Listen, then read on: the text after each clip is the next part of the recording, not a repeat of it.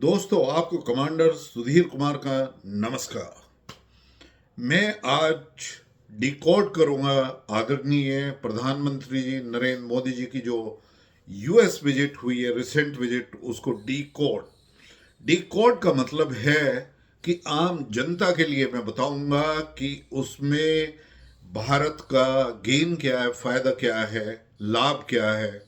और यूएस का लाभ क्या है, या जियो पॉलिटिक्स में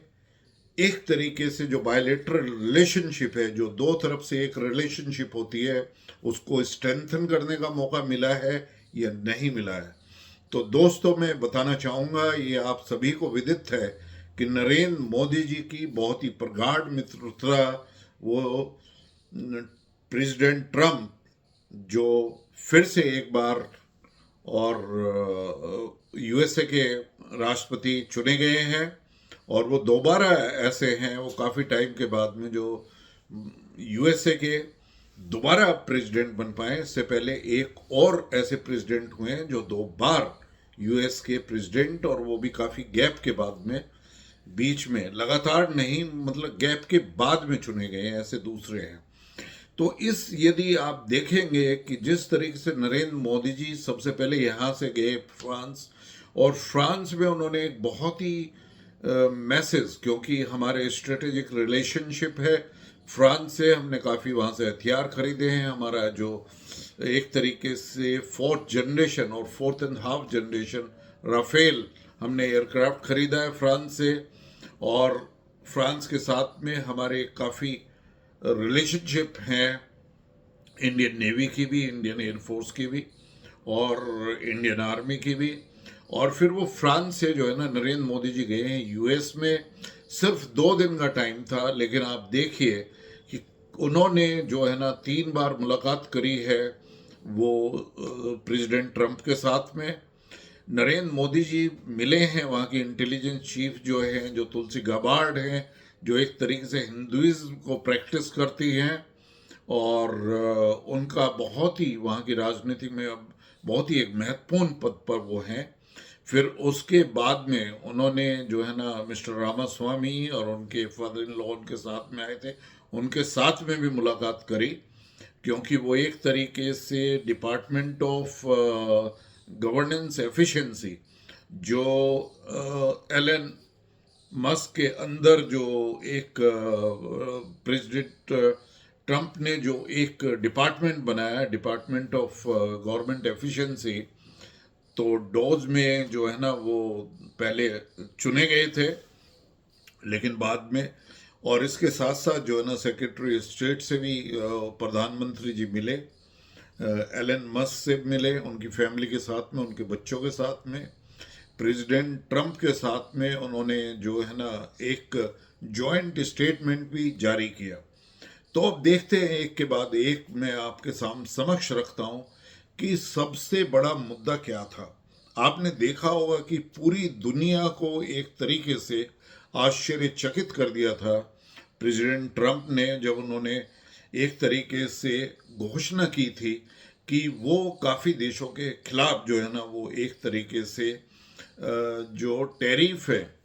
जो बढ़ाएंगे, और वो एक तरीके से रेसिप्रोकल होगा।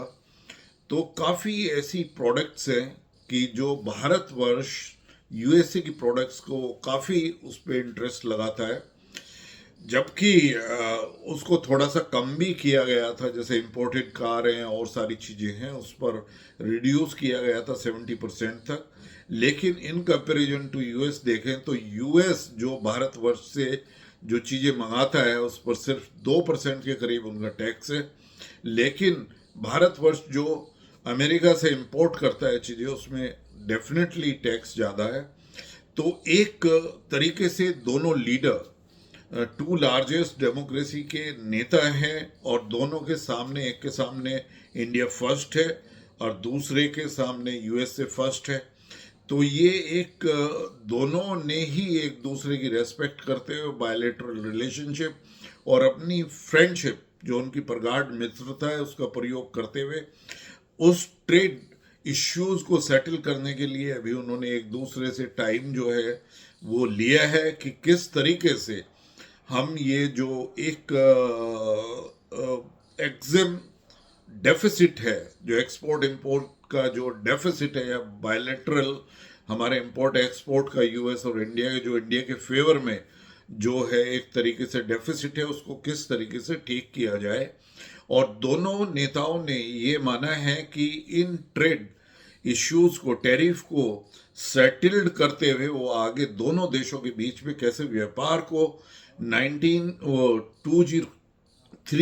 तक किस तरीके से 500 बिलियन यूएस डॉलर्स के करीब जो है ना, वो दोनों के बीच में जो है वो इस ट्रेड को, व्यापार को, या एक तरीके से एक्सपोर्ट इंपोर्ट को आगे किस तरीके से लेके आए, और जिससे दोनों देशों के बीच में जो है ना वो ट्रेड डेफिसिट जो है ना उसका मार्जिन बहुत ही कम हो। तो ये एक बहुत बड़ी उपलब्धि है, क्योंकि जैसे कनाडा है, मैक्सिको है, इन देशों के खिलाफ जो है ना डोनाल्ड ट्रंप ऑलरेडी वो निर्णय इस बात में ले चुके थे। दूसरा एक बहुत ही महत्वपूर्ण मुद्दा ये था, वो था टेक्नोलॉजी ट्रांसफर। आपने देखा होगा कि हमारा तेजस या नेक्स्ट उससे जो है हमारा एम का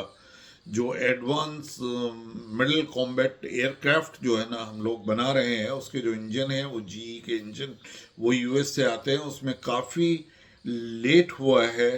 तो इस उसमें जो हमारी एक तरीके से स्क्वाड्रन, एयरफोर्स की स्क्वाड्रन की जो स्ट्रेंथ डेप्लीट हो रही है, तो उसके दौरान जो है वो इंजन तो आएंगे ही एम का के अब, लेकिन उसके साथ साथ यूएस ने अपना एक बहुत ही 5th जनरेशन एयरक्राफ्ट F-35, आप सभी को जानते हैं कि एक बहुत ही स्टेल्थ एयरक्राफ्ट है, ये अपने आप में एक इंडिपेंडेंट ऐसा एयरफोर्स के लिए सिस्टम है जिसको प्रोक्योर करने के बाद में डेफिनेटली हमारी इंडियन एयरफोर्स मजबूत होगी, भारत की सुरक्षा मजबूत होगी, और भारत का जो पोस्चर है अपने नेबर एनिमीज के साथ में लड़ने में, उसमें डेफिनेटली एक कैपेबिलिटीज जो है ना उसमें वो काफ़ी मल्टीफोल्ड उसमें पड़ेगी। लेकिन मानना ये है कि इस F-35 को प्रोक्योर करने के लिए हम जिस तरीके से हमने राफेल भी बहुत ही कम नंबर में खरीदे, तो इनको भी हम एक कम नंबर में खरीदेंगे, और टेक्नोलॉजी ट्रांसफ़र के द्वारा हम इनको HAL में या और एक कोई एडिशनल फैसिलिटी लाकर इनको यहीं पर बनाएंगे, और बाद में इनकी रिपेयर मेंटेनेंस भी F-35 की यहाँ पे हो सके, तो इसकी बहुत बहुत उम्मीदें लगाई गई हैं। इसके साथ साथ हमने काफ़ी ड्रोन्स जो है ना वो यूएस से लिए हैं, तो उनकी भी मात्रा बढ़ने वाली है, और कुछ हेलीकॉप्टर्स भी जो इंडियन नेवी को ज़रूरत है, इंडियन आर्मी को भी ज़रूरत है, उनकी भी जो है ना शायद यूएस से प्रोक्योरमेंट हो। और ड्रोन या यूएवीज, अनमैन्ड एरियल व्हीकल्स जो है, जो वेपन्स को आप कैरी कर सकते हैं लॉन्ग रेंज की, और लॉन्ग रेंज तक सर्विलेंस में डिप्लॉय हो सकते हैं काफ़ी हाइट के ऊपर, इनका भी कुछ ना कुछ जो है ना वो भी सामने आ रहा है। इसके साथ साथ और भी जैसे जो ट्रांसपोर्ट एयरक्राफ्ट हैं उनकी शायद ज़्यादा ज़रूरत भारतवर्ष को हो सकती है। तो ये एक बहुत ही महत्वपूर्ण मुद्दा था टेक्नोलॉजी ट्रांसफ़र का, जो जॉइंट प्रेस कॉन्फ्रेंस हुई है दोनों नेताओं के मुलाकात के बाद में, तो उस पर जो सिग्नेचर हुए हैं उसमें ये टेक्नोलॉजी ट्रांसफ़र के मुद्दे को बहुत ही अच्छी तरीके से सुलझाया गया है। और इसमें सिर्फ डिफेंस टाइज के साथ साथ ही नहीं, जो भारतवर्ष के आदरणीय प्रधानमंत्री हैं उन्होंने एक मुद्दा और उठाया है कि हम लोग कॉपरेशन करना चाहेंगे small modular reactors. Small modular reactor के बारे में आपको बताना चाहूँगा, ये बहुत ही एक नई टेक्नोलॉजी आई है जिसमें इनहेरेंट सेफ्टी फीचर्स बहुत ज़्यादा बढ़ जाते हैं, इनकी कॉस्ट कम होती है, और इनकी रीफ्यूलिंग जो है वो 25 से 30 सालों तक ज़रूरत नहीं होती है, और इसके अंदर से जो न्यूक्लियर वेस्ट जो बचती है उसका हाफ लाइफ पीरियड बहुत ही कम होता है, तो उसको स्टोरेज करने की और प्रोसेस करने की जो है ना सारी चीज़ें बहुत ही कम हो जाती हैं। और काफ़ी कंपनीज यूएस में है जो स्मॉल मॉड्यूलर रिएक्टर पे काम कर रही हैं, और जो वहाँ पे एनर्जी का डिपार्टमेंट है उन्होंने उनको काफ़ी एसएमआर के जो मॉडल्स को जो उनको रिकग्नाइज किया है। और ऐसे यदि हमारा कोलैबोरेशंस वहाँ पे होता है तो एसएमआर को जो सोडियम मोल्टन रिएक्टर्स की तरीके से, एक तरीके से एफिशिएंट रिएक्टर, और छोटी कॉन्फ़िगरेशन में लाइक 10 मेगावाट, 20 मेगावाट, और उसको स्टैक में मॉड्यूल के द्वारा जो है ना उसको हम बढ़ा सकते हैं, जैसे 20 और 5 यूनिट 25 द 100 मेगावाट पहुंच सकते हैं। और यदि हम 20 मेगावाट मल्टीप्लाइड बाई 8, 200 मेगावाट, इस तरीके से हम पहुंच सकते हैं। और उसमें पॉसिबिलिटीज़ भी हैं कि क्या हम थोरियम को एम्बेडेड कर सकते हैं, थोरियम का प्रयोग कर सकते हैं ऐसे रिएक्टर्स में। तो इन सभी को देखना होगा। वैसे तो भारतवर्ष भी वो न्यूक्लियर टेक्नोलॉजी में काफ़ी है, अहेड है। हमारा FBTR, fast breeder test reactor भी होने वाला है, वो क्रिटिकल 500 मेगावाट का, जबकि हमने टेक्नोलॉजी 80s में ही एक 40 मेगावाट का फास्ट ब्रीडर टेस्ट रिएक्टर जो है ना वो कल्पकम में, IGCR में, Indira Gandhi centre of nuclear research में जो है ना उसको, एटॉमिक रिसर्च में हमने उसको जो है ना लगाया था। उसमें काफ़ी देरी बीच में हुई, क्योंकि हमें न्यूक्लियर डील करने में काफ़ी देर लगा US के साथ में। तो SMR के लिए भी जो बातचीत हुई है, ये भी एक बहुत ही अच्छा जो है ना एक तरीके से हुआ है। लेकिन एक बहुत ही और इम्पोर्टेंट बात सामने आई है कि हमारे दोनों कंट्रीज़ के बीच में एक्स्ट्राडिशन जो ट्रीटी थी दोनों देशों के बीच में, अब उसके तहत तहुर राना, जिसको US ने माना है कि वो बहुत ही एक गंभीर अपराधी है, टेररिस्ट है, वो ग्लोबल टेररिस्ट है, अब उसका प्रत्यारापण जो है वो भारतवर्ष को किया जाएगा और उसके खिलाफ जो है ना भारतवर्ष में मुकदमे चलेंगे। आपको पता होगा कि 26/11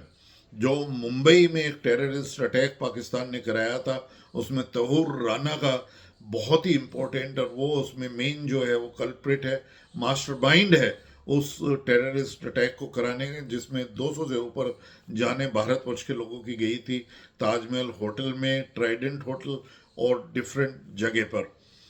तो ये भी एक बहुत बड़ा जो है ना एक तरीके से। दूसरा, आपने देखा होगा कि एक नैरेटिव जो वहाँ पर चल रहा था कि कुछ डीप स्टेट्स या US एड की कुछ जो है ना फंडिंग भारतवर्ष में हुई है, तो उसके बारे में भी बात हुई। और अभी डोज डिपार्टमेंट ने, जिसको एलन मस्क जो है ना वो हेड कर रहे हैं, उन्होंने डिक्लेयर किया है कि भारतवर्ष में इलेक्टोरल आउटकम्स को इम्पैक्ट करने के लिए, इफेक्ट करने के लिए वो करीब $21 मिलियन का जो है पैकेज वो अमेरिका से आया है। अभी वो एक इन्वेस्टिगेशन का मामला भारतवर्ष में बनेगा कि वो $21 मिलियन जो है ना, जो बहुत बड़ी अमाउंट होती है। 21 का मतलब है करीब करीब 200 करोड़ के करीब जो रुपया ये भारतवर्ष में आया है, वो किन किन NGOs के पास में गया है, किन किन जर्नलिस्ट को उसकी फंडिंग हुई है, किन यूट्यूबर्स को फंडिंग हुई है जो इसमें इन्फ्लुएंस करना चाहते थे भारतवर्ष में इलेक्टोरल आउटकम्स को। आपको तो पता है कि जॉर्ज सोरोस का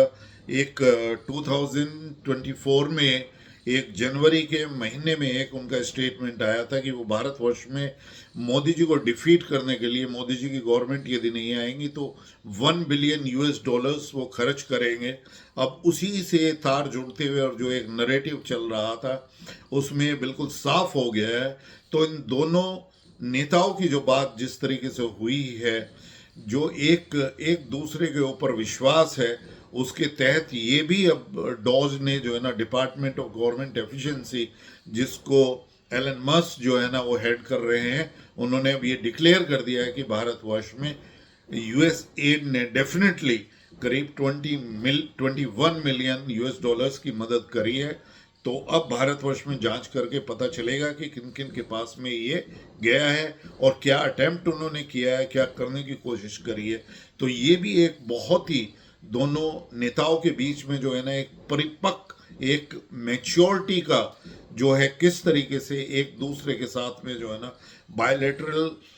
रिलेशनशिप को, एक डिफेंस रिलेशनशिप को किस तरीके से, क्वेड को ध्यान में रखते हुए किस तरीके से दोनों largest democracies of the world they are the natural allies in natural partners. वो किस तरीके से अब इस रिलेशनशिप को आगे ले जा सकते हैं। आपको तो पता है कि भारत का डायस्पोरा अमेरिका में वो बहुत ही एक महत्वपूर्ण कार्य यूएस को आगे बढ़ाने के लिए कर रहा है। और इसी के तहत एक और बहुत महत्वपूर्ण मुद्दा जो है ना वो सेटल होने जा रहा है, वो था इलीगल इमिग्रेंट्स का। अब इलीगल इमिग्रेंट्स को भारतवर्ष ने कहा है कि कोई भी इलीगल इमिग्रेंट्स जो है ना वो यूएस में नहीं जाना चाहिए। ये एक साधारण एक मीडियोकर फैमिली के लोग हैं जिनको ये जो ह्यूमन ट्रैफिकिंग में लोग इन्वॉल्व हैं वो यूएस में भी हैं, इंडिया में भी हैं। वो उनको डिफरेंट सपने दिखाते हैं, उनको बहकाते हैं, उनसे पैसा वसूल करते हैं और किस तरीके से डंकी रूट से जो है ना उनको जो है ना यूएस में इलीगल तरीके से भेजा जाता था। तो भारतवर्ष ने कहा है कि इस पूरे इकोसिस्टम को हमें उखाड़ फेंकना है और इसमें यूएस की भी पूरा योगदान, दोनों नेताओं का आपस में एक दूसरे को रहेगा। और जितने भी इलीगल इमिग्रेंट्स हैं वो भारतवर्ष उनको वापस लेगा, जिससे उनको यहाँ पुनः रीसेटल किया जा सके। उनकी क्या मदद यहाँ पे हो सकती है, उनकी मदद भी की जाएगी। लेकिन सबसे बड़ा मुद्दा है कि फ्यूचर में कोई भी इलीगल इमिग्रेंट यूएस में ना जाए, भारतवर्ष का नाम खराब ना करे। और ये बिल्कुल एक लीगल प्रोविजन है कि ऐसे इलीगल इमिग्रेंट जो है ना वो नहीं रुक सकते हैं, क्योंकि भारतवर्ष भी अब कदम लेने जा रहा है, आइडेंटिफाई कर रहा है कि जो यहाँ पे इलीगल रोहिंग्यास जो भारतवर्ष में आए हैं उनका किस तरीके से प्रत्यार्पण करना चाहिए, किस तरह से एक्सट्रेडिशन करना चाहिए बांग्लादेश के लिए। दूसरा सबसे बड़ा मुद्दा जो दोनों नेताओं के बीच में जो मैच्योरिटी है रिलेशनशिप की दिखाई है कि ट्रंप ने बड़े ही क्लियरली ये कहा है कि भारतवर्ष और बांग्लादेश में जो मुद्दा है या जिस तरीके से जो 29 मिलियन यूएस डॉलर्स की जो मदद डीप स्टेट्स ने बांग्लादेश में इंस्टेबिलिटी के लिए या किसी भी कारण जो है ना वहाँ के स्टूडेंट एजुकेशन में यदि वो पैसा गया है, या वो जो वहाँ पे प्रोफेसर यूनुस हैं उनकी जो ग्रामीण बैंक थी या उसको सपोर्ट के लिए गया है, या जो काफ़ी फाउंडेशन है यूएस में जो वहाँ पे गया है, जिसकी वजह से जो है ना वो बांग्लादेश में इंस्टेबिलिटी आई, वहाँ पर एजुटेशंस हुए, स्टूडेंट एजुटेशंस। और सबसे जो खतरनाक बात थी वो थी हिंदू टेम्पल्स को वहाँ पे तोड़ा गया, हिंदुओं के खिलाफ हिंदुओं को वहाँ पर बहुत ही एक तरीके से उनका नरसंहार हुआ, एक तरीके से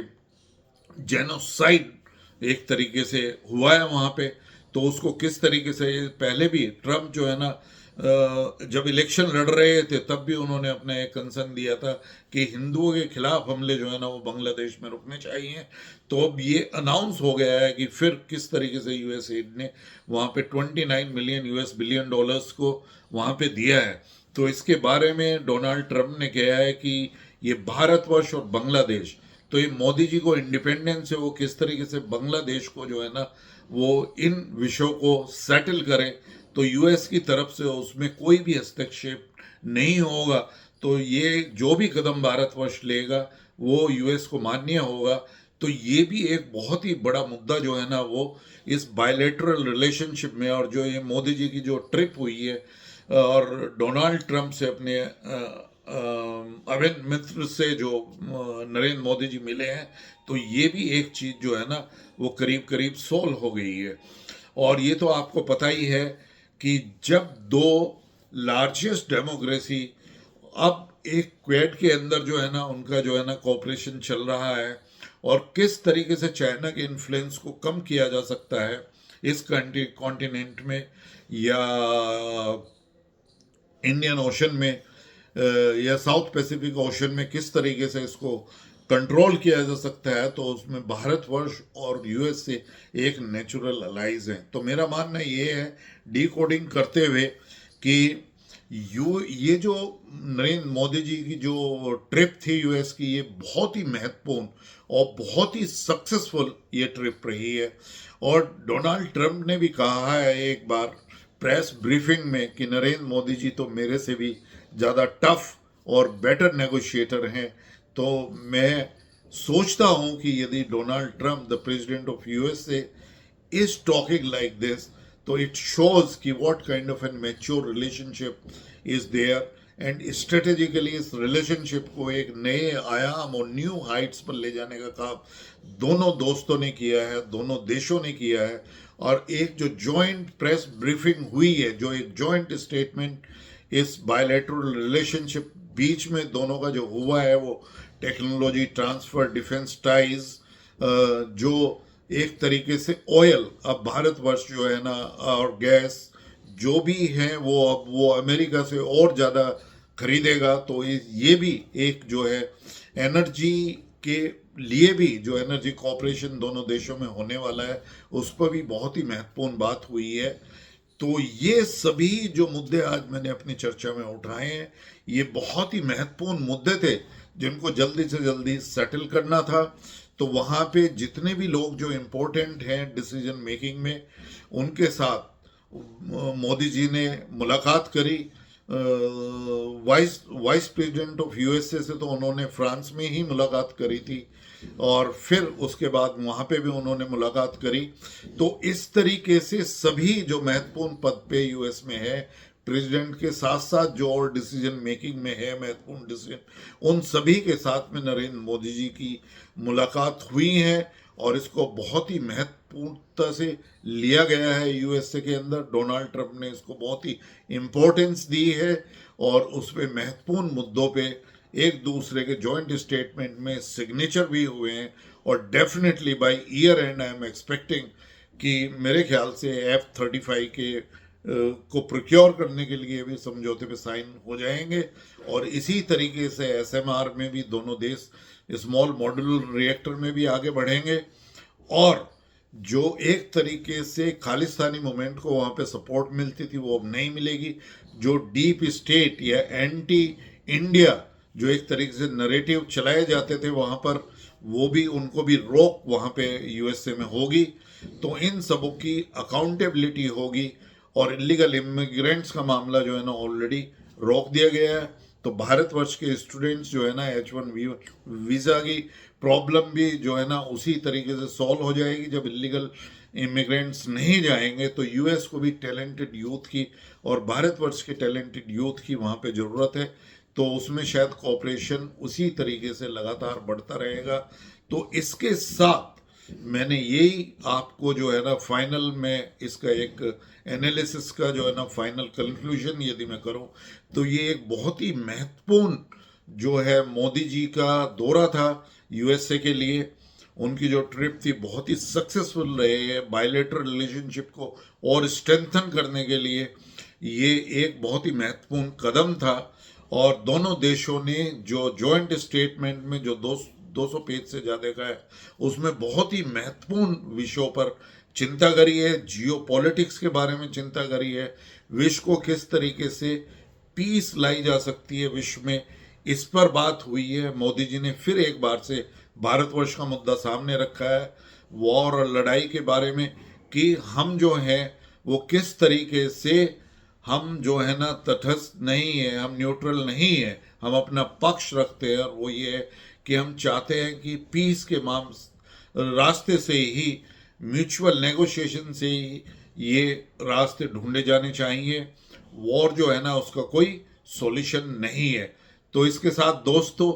मेरे ख्याल से मैंने एक एक मुद्दा आपके सामने रखा है। यदि कोई भी मुद्दा छूटा है तो आप please get back to me at my YouTube channel. आपके सजेशंस, आपके सुझाव, बिल्कुल। मैं आपको बताना चाहूँगा कि मैं फ्रिल्स का यूज़ नहीं करता हूँ अपने यूट्यूब चैनल पर। मैं straight way from my heart,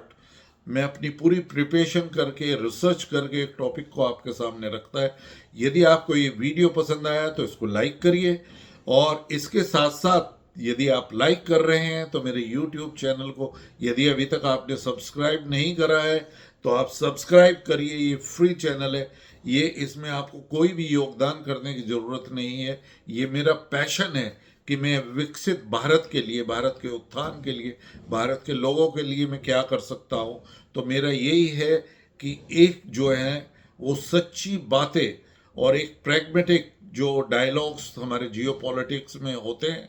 या बायलैटरल या मल्टीलेटरल रिलेशनशिप में विश्व में भारतवर्ष द्वारा, वो सभी आपके समक्ष रख सकूं। तो please once again subscribe my channel Commander Strikes. Till next, जय हिंद।